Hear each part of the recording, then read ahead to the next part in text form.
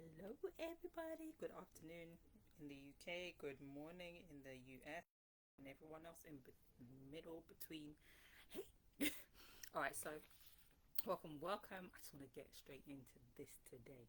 So on Sunday, I do the Untriggered Mama Huddle live on YouTube, and we covered managing your emotions. And so today is like a spin-off of that. It's called Because I Feel Like It. So if you're joining live, say hi. Can't see any comments at the moment because I don't have my phone on, but and it doesn't show me. I don't know why it's not showing me. Anyway, um, we'll see. Basically, if anything comes up, if I get to see, I get to see. If I don't, I'll have to respond later. Um, so anyway, so if you're new here, say hi. If you replay, say hashtag replay. If you're new here, hi, I'm Mathieu-Marius. I'm trigger management coach for high achieving mothers like yourselves, like myself. Oh yes. So what I do is I empower high achieving moms to overcome the struggles of self-doubt, mom guilt, overwhelm, and I help them, just encourage them to be able to embrace and thrive in their careers and in their motherhood. So both together, because it's not fair to just do one or the other. You can do both. And I help them to do this with unwavering confidence. We use biblical principles. So yes, we are in the Bible. Everything, there's always, Jesus is always involved. Okay. So we do that using the Word of God. I'm just going to quickly pray. Father in heaven, I pray that you just be, I be your mouthpiece right now. That you speak through me. You say the things that you need your daughters to hear. Specifically for daughters, obviously your sons can hear this also, but this is specifically from your heart to your daughters. Lord, show up, show off, show out, do your thing. This is your space, your time. Yeah, I'm just a conduit. Just speak. In your name we pray. Amen. Okay, so we are going to just cover all right, so how we ended up here. How did I end up here? How did I end up doing this today? So basically I did a poll in my audience on my Instagram, on my Facebook, and see what people were struggling with, what the mums were struggling with the most. And this is the biggest one. So we'll be dealing with this today, and probably in my stories and all that kind of stuff for a little while we'll be going over this. But basically, how to manage your emotions. So on Sunday on the Untriggered Mama Huddle, if you're interested in watching that, send a message, let me know, and I'll send you the link. We discussed mum rage, like, is it a real thing, and all of those kind of things. Yeah, so is it real? So how to manage your emotions as a mum, especially as a high achieving mum. We've got a lot of pressure. We've got a lot of pressures on us to achieve in all the areas, doing all the things, and it can just cause us to be like, basically. So this is like a part 2 of that. It's called Because I Feel Like It. So question, like, how many of us here, because we're having a conversation, how many of us here think that we buy because the thing that we're buying is the best thing, or it's better, or because of any kind of logic, like there's a logical reason behind it? Because I would swear blind that yes, that's what I do. I do it, I buy logically. But scientifically proven, majority of people, they do not buy based on logic. They actually buy based on emotion, on how they feel. Stay with me. I know we're talking about managing our emotions, but this doesn't sound like it's connected. Definitely connected, right? So how we buy is not logical generally. It's actually very emotional.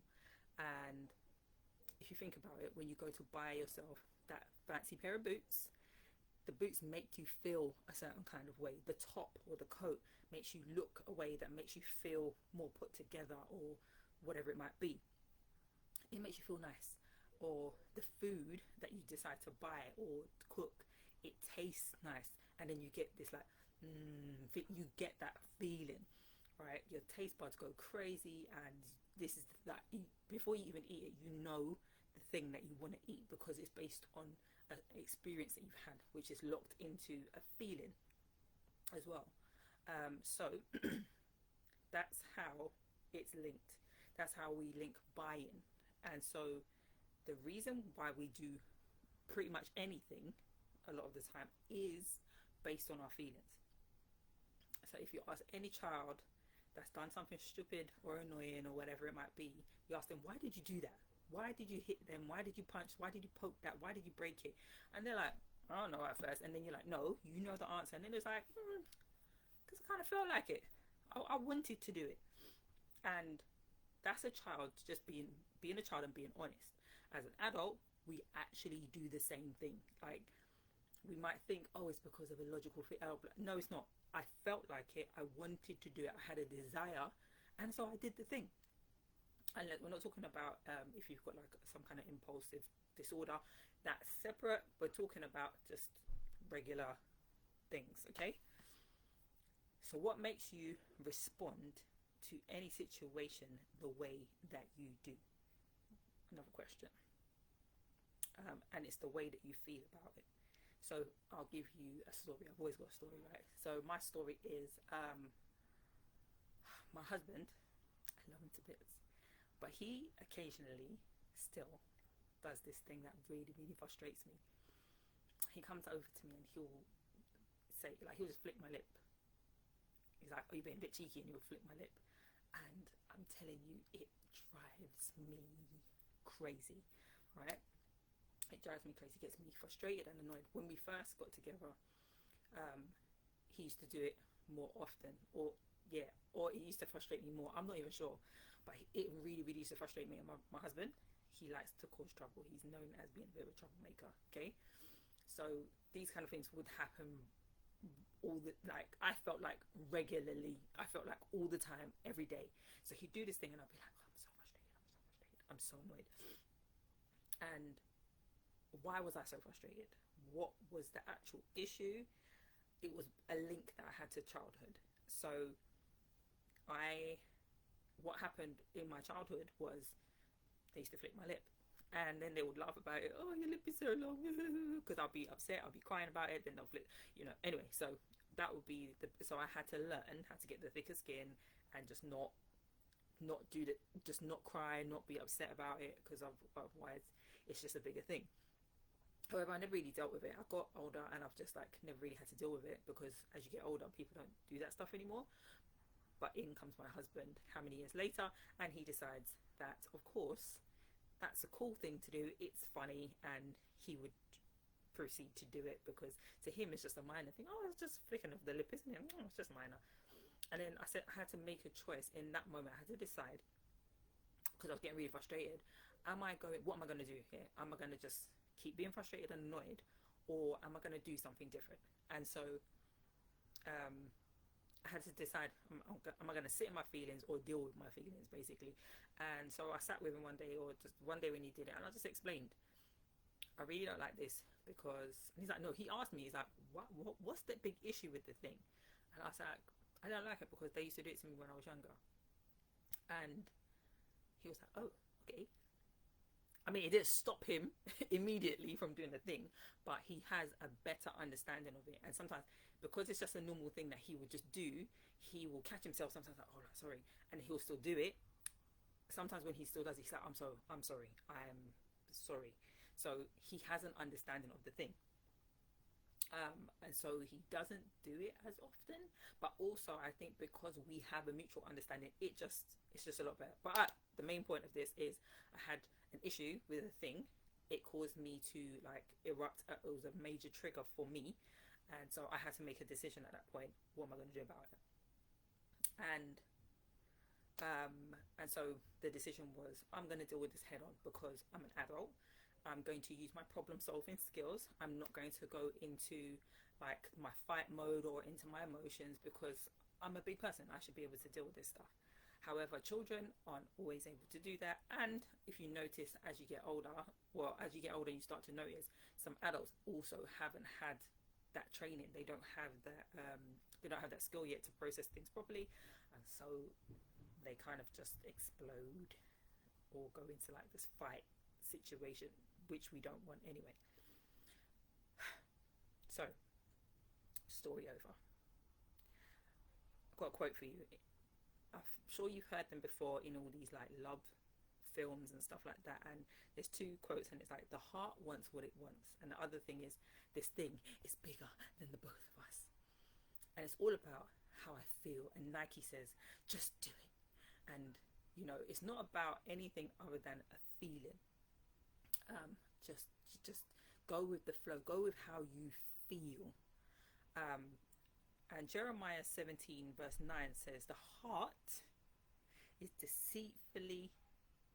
deceitful above all else, and desperately wicked. Who can know it? Right? So when you read something like that, it directly, like, it doesn't do this at all. It's two opposite poles of the thing. Like, whatever, one saying just do it, go with how you feel, and other one's like you can't even trust the heart. Like, the heart it does some weird things, and you know that because when you're in the heat of a moment, you might say something that you don't mean, you might do something that you don't mean, but you felt like it at that moment. And if we go into that Bible, there's so many examples of this do it in the moment thing. David and Bathsheba, big story. Man felt like it. He's like, I need this woman. I need to have her. So then he goes and takes her. He impregnates this woman, oh dear, while her husband is on the battlefield. Then instead of him just being like, you know what, my bad, I did something wrong here, he tries to cover it up, calls the man home. Dude, go home to your wife, try to make it out like, he's like, nope, I can't, my men are out on the battlefield. What kind of guy would I be if I, he tried twice. And Uriah, man, he's got to be in heaven. Anyway, so he's like, nope, I cannot do this thing. Like, I can't do this thing to my guys. Like, it's not fair. How can I be with my missus when, because he didn't. David's like, all right, cool, I've got to deal with this some next way. So this one feeling led to a series of events that caused him to murder a man. Murder the innocent man. Take his sheep. Because that's what Prophet Nathan said. You is the man. You're the man that took the... Anyway, we won't get into all of that. But he went and gave Uriah his own death decree that he gave to Joab. Joab looked at it and was like, oh, okay. Then he done it. Uriah is now dead. So he now takes Uriah's wife, Bathsheba, takes her into to be queen, and the baby comes and all that kind of stuff. But loads of stuff happened. The baby dies, mourning and all that kind of stuff. But that one decision that he made, he gave into when he shouldn't have even been there, because it says in that same scripture, at that time of year when kings were at war, David was walking around in his palace. What are you doing there? You're supposed to be out at war. Anyway, whatever the reason, he felt like it. He felt like taking this woman, and he took her. It led to a lot of different... The consequences were bad, basically. We've got Cain and Abel.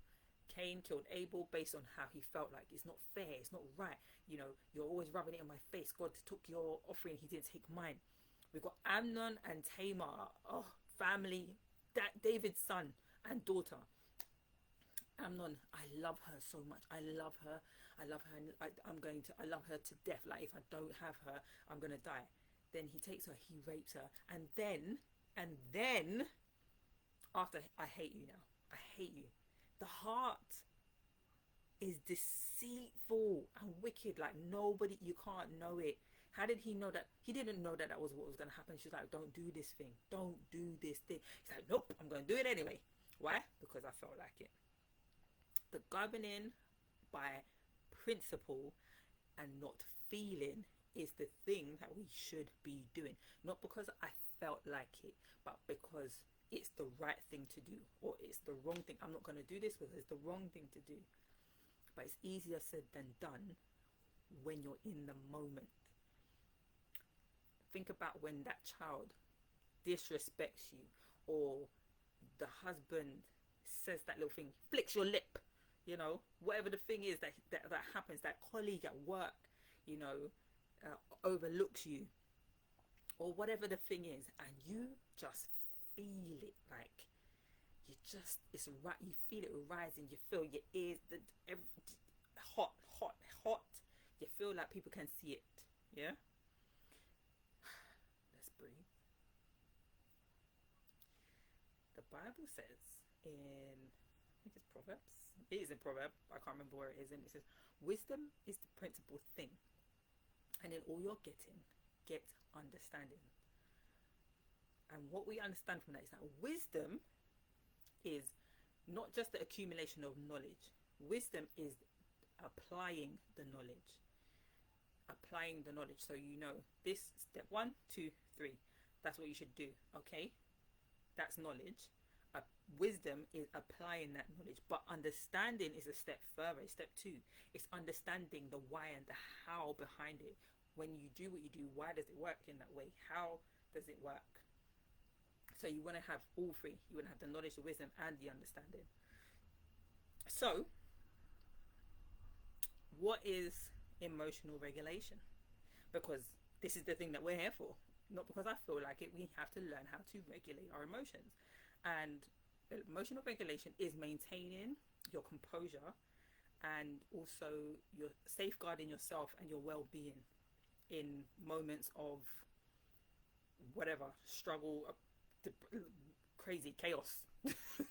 That is emotional regulation, being able to handle yourself in whatever the situation that happens.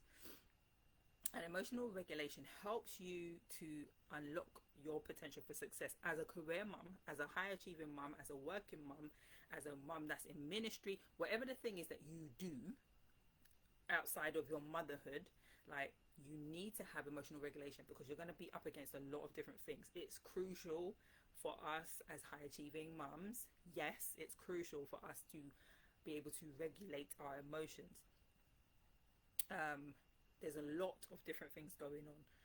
We want to excel in different areas, motherhood being one of them, career being one of them. Do you know, there's so many different things going on, and the stress and the challenges need to be maintained. Like, we need to be able to just contain everything. Contain it? Contain is a good word? Not contain, because sometimes when you get contain, you overspend, and then yeah, maybe not. But we need to be able to handle and manage these different things. So especially as we're pursuing new levels in our careers, or we're managing the shifting landscape of our home. So obviously things never stay the same. The children are growing up, you get a new job, or you know, whatever happens, someone gets sick, or whatever, these different things happen. So we're all constantly navigating new things, and so this is what we need.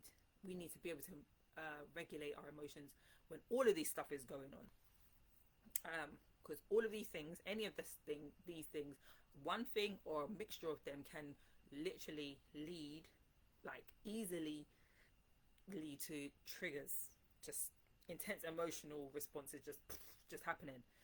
So what actually causes these things? Like, what actually causes the overload, the overwhelm, the triggers? It's things like managing your deadlines, conflicts in relationships, whether that be at home or whether it be at work. As I was saying, like the shifting landscape of home, mess, tantrums, lack of planning. Do you know what I mean? There's like so many different things. A setback, like you applied for something, you didn't get it, you're a bit miserable. Why didn't I get it? Just loads of different things. Like, it could also just be, not just be, it could be the lack of looking after yourself, or not feeling heard and not being communicated with properly, you know, with your spouse or the community that helps you to raise your children. All of these things can all help with the experience. So when we are able to manage our emotions well, it enables us to,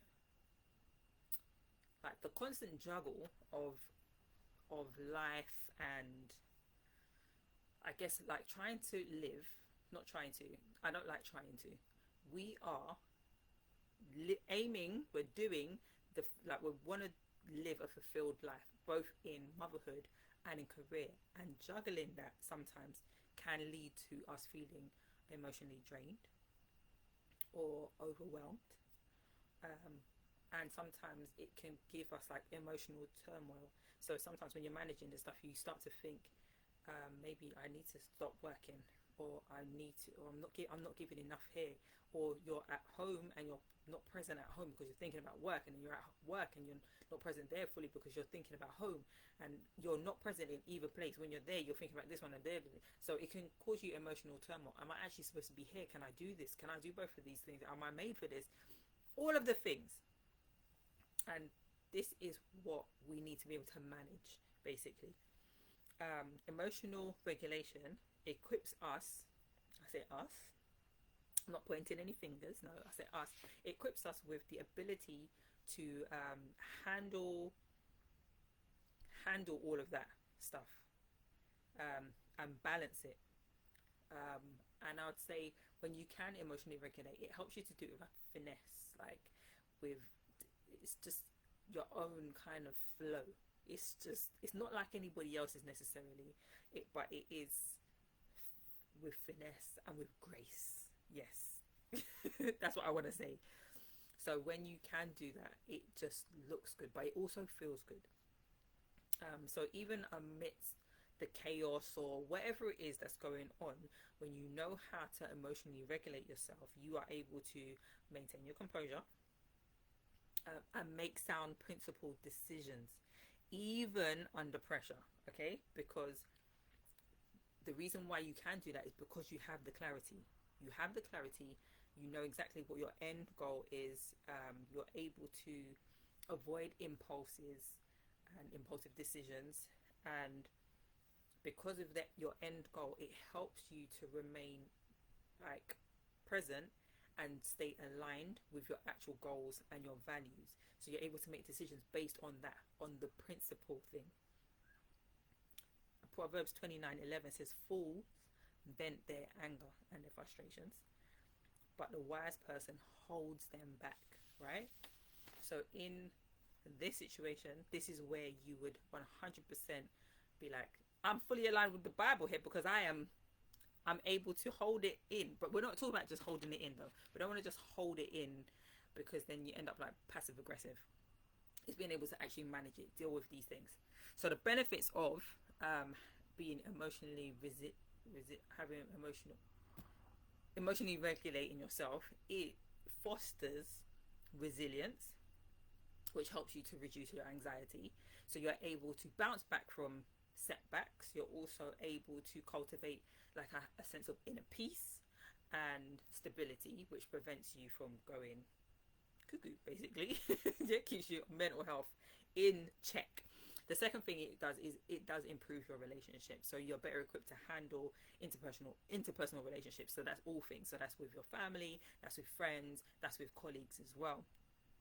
And because you're able to build good connections, because you can communicate effectively how you feel, what happened, you're able to do this well, and clearly you're able to build well, so you can resolve conflicts, whether that be your conflicts or you see other people having conflicts. You're able to do that stuff well and constructively. That's another thing. Another thing about this, how it improves relationships, is that you're actually able to foster deep connections with your family and your friends. And don't underestimate the power of connection. Connection is something that is a basic need. If you look in Maslow's hierarchy as well, it's a basic need that's needed. It's not even basic, it's just a need that's needed. It's even needed within us so that we can actually regulate ourselves well. It's crazy, isn't it? So that helps us to regulate. It's actually a key factor in regulating emotions. Your connection, your ability for connection. And this connection actually helps with your overall satisfaction. So even if you were to get to a certain place in your career, if you don't have the right connections in terms of family, friends or colleagues, you still feel empty. So you feel unsatisfied and unfulfilled. So we need the connection.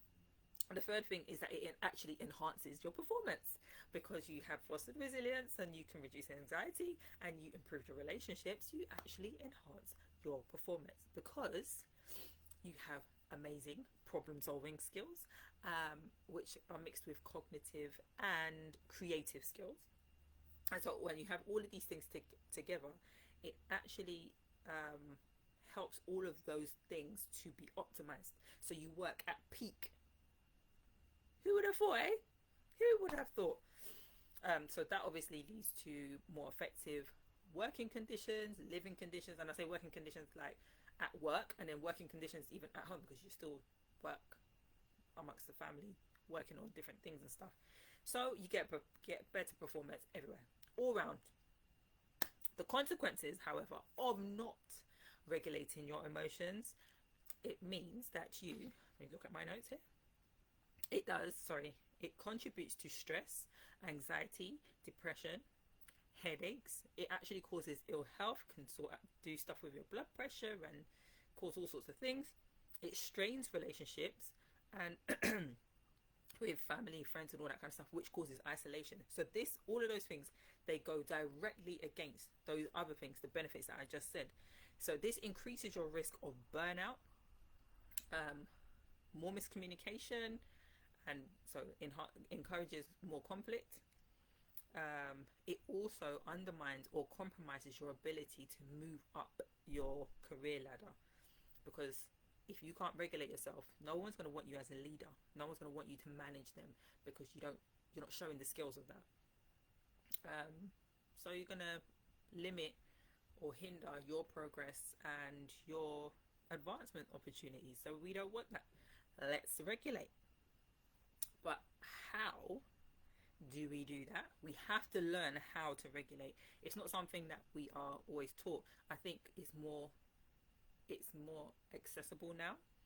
Growing up in my generation, in my culture, there was no regulation. There was none of it whatsoever. But we were expected to learn to regulate. But the truth of the matter is, you learn how to do whatever you're doing based on what you see growing up. And so what I would see was, but you're not allowed to do that. So when it's my turn now, what do I go to? I go to my toolbox. I've spoken about it before. This suitcase that was packed for me, and I unpacked my suitcase, but I don't have the right equipment. I don't have the right tools for the job. So I flop. I fail. I do pretty badly, actually. And so we have to learn how to regulate, basically. And it's a lot easier when you're younger. Well, they say it's a lot easier. It's hard to teach younger, but once you get it when you're younger, then it just comes with you. But they say about teaching an old dog new tricks. You definitely can. It's just a harder process, because those neuro connections, the habits that we formed over those years, the bonds that is thick. It's the cable is thick. I will go into another training about the brain and stuff. I love this stuff, so I'm a bit nerdy on this stuff, but just know that connection between the things that you do and the things that you don't want to do, that you wish to do, you have two different. It's like you have different pathways, but the one that you just automatically use, the habitual one, that cable is thick. It's like having a highway, a freeway, an A road, wherever you are in the world, if you understand, the motorway. Yeah, that's what it's like. And that's why it's so easy, because that's your automatic response. You've been using it so long, the road is now wide. But at first it was like this, but now it's like this. So the thing that you actually want to do, the road is more like this. So which one would you use? I actually was talking to the children about this today, the broad and the narrow way. So it's all connected. Anyway, so some of the things that we can do is we can implement mindfulness. And I don't mean like this, like, I don't know, like new agey mindfulness kind of thing. I mean being present in the moment, seeing what is actually going on, like what's going on in my body, why am I feeling the way I'm feeling, all that kind of stuff, right? Being present in that moment, instead of, I think how I was brought up was, you just say what you gotta say, and after you kind of just brush it under the carpet. It's like, yeah, I wasn't feeling so great, I wasn't doing the best. I was like, yeah, a bit of my emotions. And then everyone's like, okay, cool, because everyone does the same thing, so that's okay, it's acceptable. It's not acceptable. It's definitely not acceptable. Anyway, so being present in the moment, so mindfulness. Breathing is also very good. Learning how to breathe, how to get into a quiet place and just, bring yourself down. Also, journaling. Journaling is the thing that I love journaling. Journaling I didn't realize how much it helped me until I had journaled and I looked back on some of my like 2019 journal entries, and I was like, whoa, I'm going to write a book.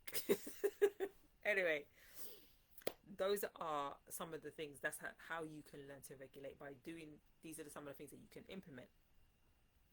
But when you are, and it's just wrapping up, so when you are able to regulate your emotions properly, it means when X situation, whatever the situation pops up, that child is rude and disrespectful, then you're able to deal with it like a pro. It means that you actually eradicate that negative outcome that you don't want, like the disconnect between you and your child, or those fees that you're gonna have to, because you keep exploding on your child. Later on, you're gonna have to take them to therapy, or you have to pay for therapy at some point because they're just a mess, like, and the bills are high and stuff like that. So you're gonna eradicate those outcomes. Or if it was a work situation, like, and something happens at work, disgruntled employee, there's a miscommunication of some sort, like, when you can emotionally regulate yourself, that situation, it doesn't show up anymore because you've handled yourself so well. You eradicate the other things of people talking about you possibly losing that career opportunity, a career advancement opportunity. So we need to learn the skills. And if we go back to Proverbs, it's Proverbs 4:7, the one that says, get wisdom. Wisdom is the principal thing, and in getting wisdom, in all you're getting, get understanding. That's Proverbs 4:7.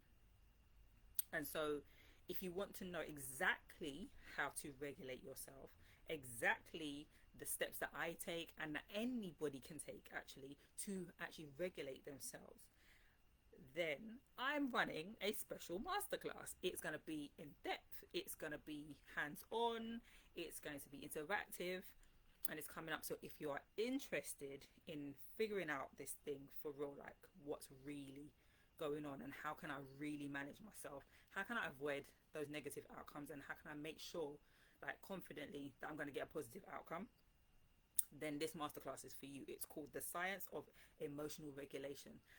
It's only for mummies though, okay? It's only for mummies. Sorry dads, sorry uncles and everybody else. It's only for mummies because we need to have a safe space. Sometimes mums are going through a lot of things and they just need to speak. They need to talk about it. So I want you to know that safe space is created here and with me and stuff. And so we will be discussing this in detail, more nerdy kind of sciencey stuff as well, as I was saying before. But if you're interested in learning the science of emotional regulation, do get in touch. I'm going to leave the link in the comment section for it if you want to sign up, get some more information. DM me also if you've got more questions. It's coming up, it's going to be the 21st of May. It's a Tuesday, I believe, so it's not Tuesday coming, the Tuesday after. If you're interested, let me know. I'm hoping that this was of help to you. Tag a mum in this if you feel like they need to hear this stuff. Also, let me know what your favorite part of this was. Like, what actually was an aha moment for you? What clicked? Let me know. I have gone on longer than I expected to, but all for the glory of God. Okay. Anyway, so just want you to know that you can do it. Like, I wouldn't say I'm a master of it, but I'm definitely a lot further ahead than I used to be. And the guilt that I felt before, the shame, the self-doubt and all that kind of stuff that I had, because of my reactions, instead of reacting, I now am able to respond. So it doesn't cause me all of the same issues and stuff. Like, I don't get those negative outcomes anymore. Yes, occasionally I slip up. However, I just get right back in the seat again. So in this masterclass, I'll be talking about how you do that, how you do it effectively. Like, so anyway, don't want to keep you any longer. If you're interested, DM me, press the link below, and I will see you soon. I will see you on Sunday. Please, before I forget, Sunday morning, 11 a.m. GMT or BST, UK time, which is 6 a.m. EST. The Untriggered Mama Huddle is live on YouTube. So I'll be back speaking about, I think I'm going to be speaking about decision making on Sunday. So yeah, be there if you're interested in finding out what that is, or you know, the link will be below to my YouTube channel. But if you actually want the link for that, then DM me or say link please, and I will send you the link. Okay, so I will see you all soon.